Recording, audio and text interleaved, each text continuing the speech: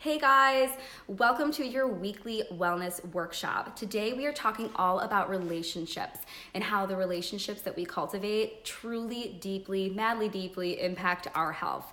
So no matter whether it's a positive relationship that you want to strengthen or a negative relationship or friendship that you might need to give a little thank you next, they impact our overall well-being so much. So we're gonna get into that today, and we're gonna go through 3 strategies for you to focus on your relationships so you can up-level your overall well-being. Cool? All right, I am Katie Hardy. I am an integrative health coach. I studied at Duke Integrative Medicine.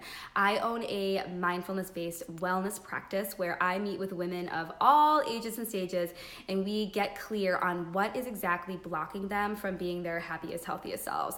Now, one thing that you should know about me too is that I do not think that you need to be happy 100% of the time. We have to feel all the other feelings of frustration, sadness, anger, loneliness, so that we can truly feel what happiness is. So anyways, that's what we do in my practice. If you ever feel like having a free call with me, hop on over to wholehearty.com, and I've got a big green button there that says book a wellness call. So book that call with me and we'll chat for free for 30 minutes about what you might think is holding you back from being your healthiest, happiest self. Cool?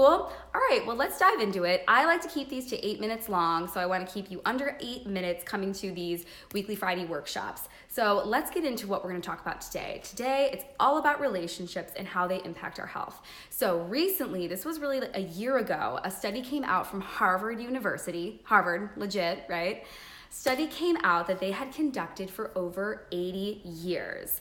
And they found that the folks who were living the longest and who reported the highest levels of happiness over that 80-year study, they had the strongest relationships.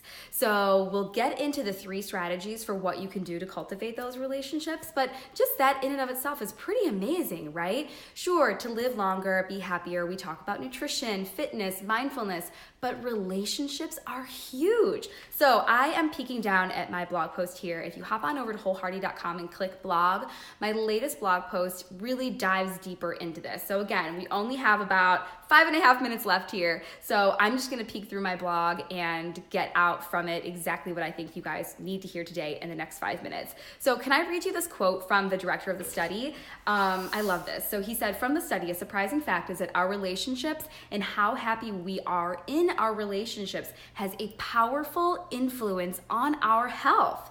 He said that taking care of your body, that's important. And, he said taking care of your body is important, but tending to your relationships is a form of self-care too. And he said that, I think, is the revelation. So that is just another component to think of when you are trying to up-level your wellness. So for integrative health, I had mentioned I'm an integrative health coach. I studied at Duke Integrative Medicine.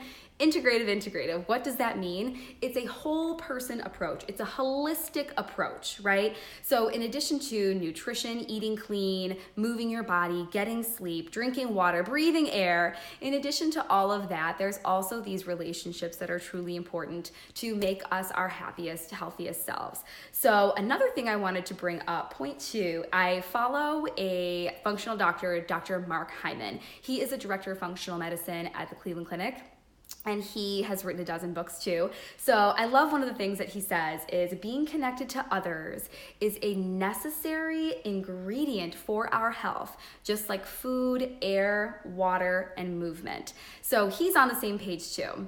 And then in my studies at Duke Integrative Medicine, we learned that, and again, I'm peeking down at my recent blog post, wholehearty.com. It's easier for me to just kind of read from here. So I also learned that people with the most positive relationships are more likely to live longer, more likely to survive a heart attack, less likely to report being depressed, less likely to have a reoccurrence of cancer, less likely to develop dementia, and are less susceptible to infectious diseases.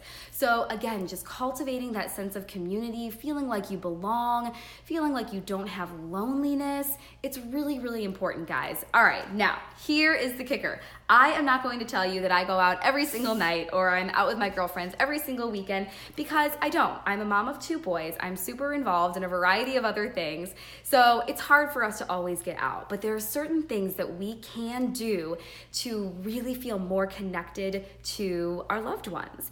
And it's a combination of having a variety of friends, but also those really close friends. So Let me tell you the 3 strategies with the 3 minutes that we have left. Perfect, right? All right, number 1, mix it up. It's good to be involved in a variety of groups. So whether it's a newcomers group, maybe it's a fitness group, your church group, your friends from high school, your friends from college, your neighborhood. So it's good to have a lot of touch points, okay? It doesn't mean that you have to have super deep, close friendships with a lot of people in those groups, but just knowing that you have a variety of outlets is comforting. You feel supported and encouraged, and you're around a variety of people who have like-minded interests like yourself, all right? So that's number 1. Number 2, pick your favorites. We all have our favorites, right? So it's very important to have some deep, close relationships with people who maybe you grew up with, or maybe who you recently met in a new town, but you really have a deep connection. It's very important to have those close relationships with only 1 or 2 people who you feel like you could go to them for anything that you need to talk about, or lend an ear to them too. Sometimes we just need to be a sounding board for our best friends, all right? And then number 3, life is energy. We need to cultivate those positive relationships and potentially let go of some relationships of folks who are just kind of sucking the life out of you.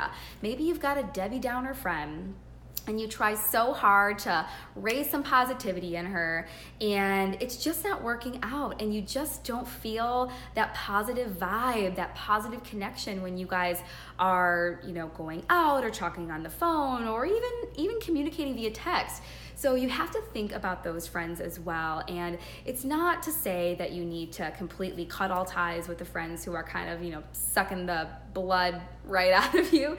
But it's really important to cultivate those relationships who give you energy, who give you life, all right? So those are your 3 tips today when it comes to relationships and up-leveling your health. 1, have a variety of outlets that you can turn to, and that you feel supported and surrounded and loved, like you belong somewhere.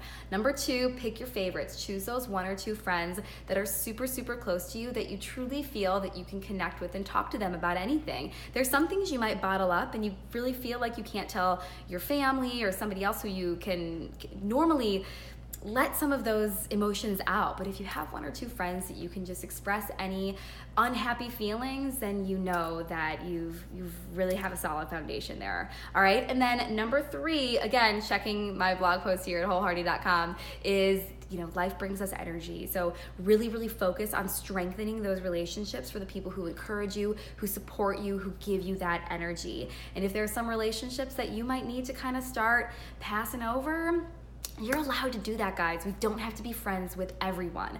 So if there are a couple, a specific group or a certain person that you might want to let go, you can let them go, all right? So if you want to talk about this further, head on over to wholehearty.com. I mentioned at the beginning that I've got this brand new button up there. Book a free wellness call with me. We can totally talk through if it's relationships or if it's something else like mindfulness or fitness and nutrition. I love chatting about that too. Today we're focusing on relationships in week 5 of the 8 weeks of wellness series. So click the button, schedule your call, and we can chat through it, all right? Thanks guys so much. I hope you have an awesome weekend, and I want to hear from you. I want to know what you guys are going to do this weekend to maybe up level a certain friendship and maybe down level a certain friendship. What are you going to do? Bye guys.